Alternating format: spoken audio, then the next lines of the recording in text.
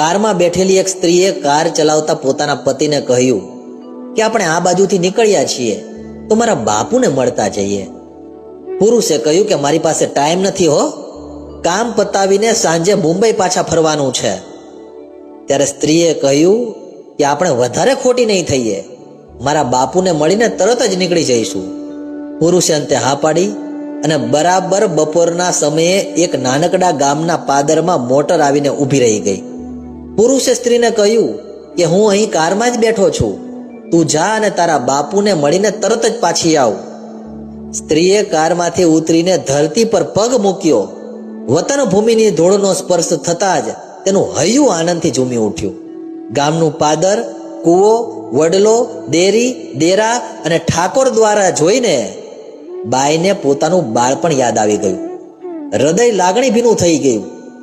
ઉતાવળા પગલે તે બાપના ઘરની ખડકી પાસે આવીને ઊભી રહી.